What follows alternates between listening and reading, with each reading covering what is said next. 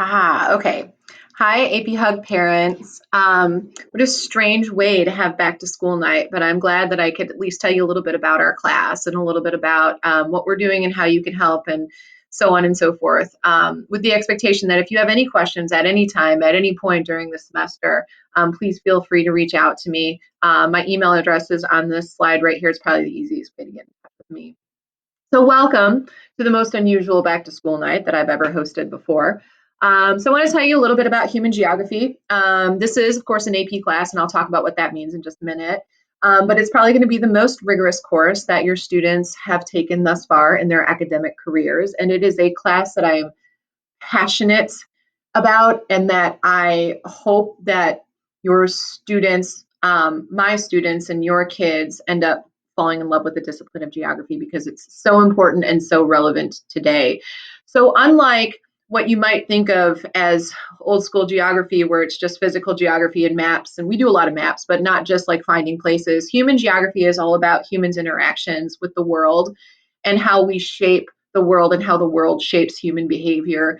And it's really a fascinating look at almost all of the things that are currently happening in our world today, but we examine those things through a geographic lens. And so, I'm trying to avoid the topic of coronavirus because, frankly, I think we're all kind of tired of it. But there has not been anything that has made geography more relevant than this silly virus. And you could really look at the virus through the lens of all of the different topics that we actually cover in this class, from our perspectives class where students are just learning about how to read maps to population and migration.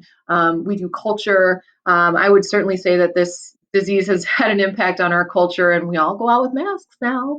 And then we look at politics and agriculture and urban development and industry and development. And it is just a really cool and fun class. So I'm very thankful that your kids decided to sign up for this class in this very unusual learning environment.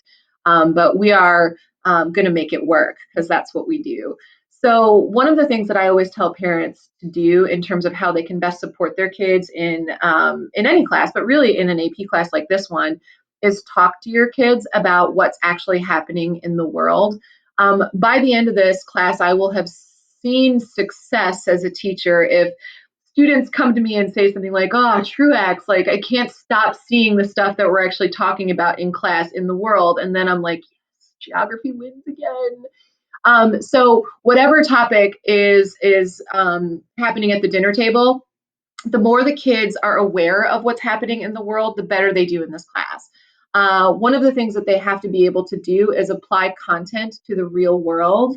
And so as they start learning more and more content, it's really important that they have something to apply that content to. So dinner conversations about current events are like a huge bonus for me in this class. Um, that's kind of what I guess I sort of combine like what we do and how you can help in the same statement. So what we do is we analyze the world through a geographic lens. How you can help is to build their base of knowledge so that they can apply their learning to what's happening in the world. Now, what makes this class different than other classes is that we are, as an AP class, students are required to take a test at the end of the school year. They kind of sign on to take the test when they sign up for the class, and that test is super high stakes. It is an opportunity for the students to earn college credit in some fashion if they pass the test. And passing the test means they earn a 3, 4, or 5 on the test. And what I always tell kids, and I just had the conversation with them today because we are finishing up Unit 1, they do not have the luxury of forgetting any of the things that we talk about. So when we start this class, week 2 usually is when we get into content. They have to remember all the week 2 stuff. Week 3 weeks, all the way down to like week 36 or 5 or whatever it turns out to be when we finally take that test.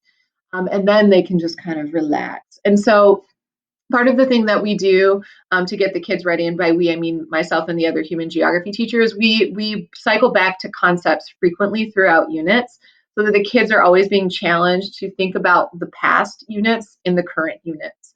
And so that test is on May 4th, and it's just kind of an important thing I like to throw out there. The countdown has already begun.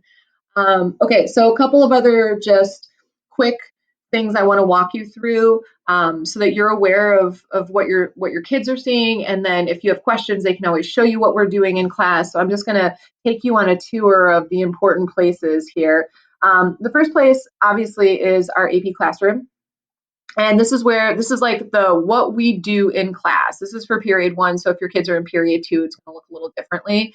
The stream is just where I send them communications and we just chit chat with each other. I call it the hallway space. So that's this first page here. Everything that they need is going to be under classwork. And so for each unit, there's an important links and resources.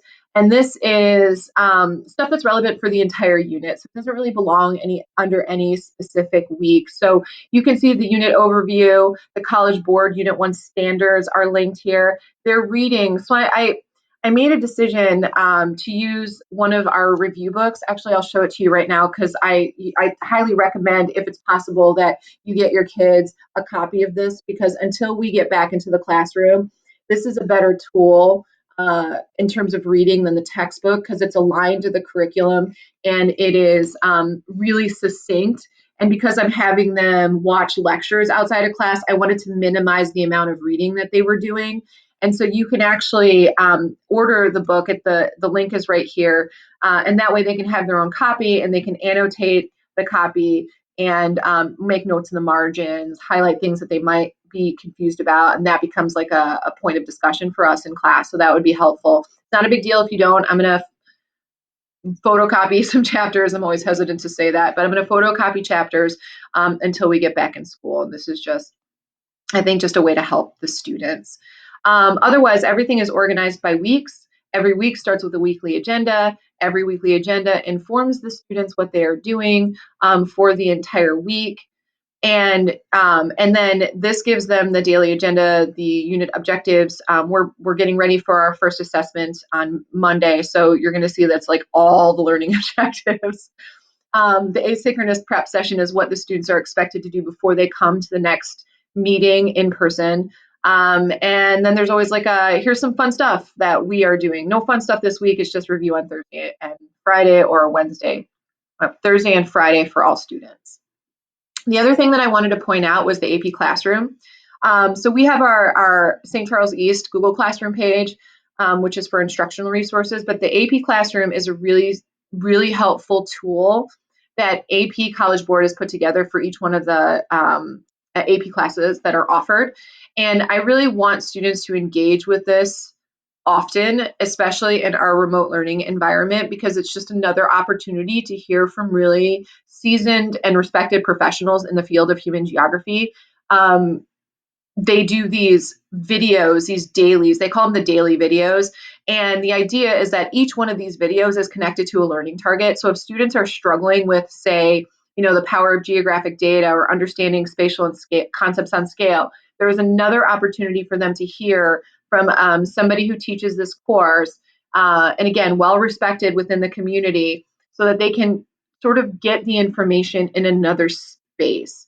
I haven't like walked this out with students yet because Unit 1 is ending, so I'm going to start with Unit 2. But it's just going to be either a good place for students to review, to get clarification, or if they just feel like they just need a little bit more. And the other thing that I really like about this, and I've been using this with students, are the topic questions. So these are multiple choice practice questions that students can look at and test their understanding of both the learning targets and the skills, which you see right here. So overall, it's just another space that students have access to help them be successful in this course, which is really my ultimate goal. Love geography, be successful, pass a test. That's about it, in that order. Love geography, be successful, pass a test. And so that is AP Human Geography in a nutshell. I hate that I don't get to see my kids like besides these like 1-inch boxes. I can't wait to get back to school. But I am thrilled and excited about this school year. And I would encourage you to please seek me out if you have questions or concerns, or you want to talk geography, because I always want to do that too. And I think that is all.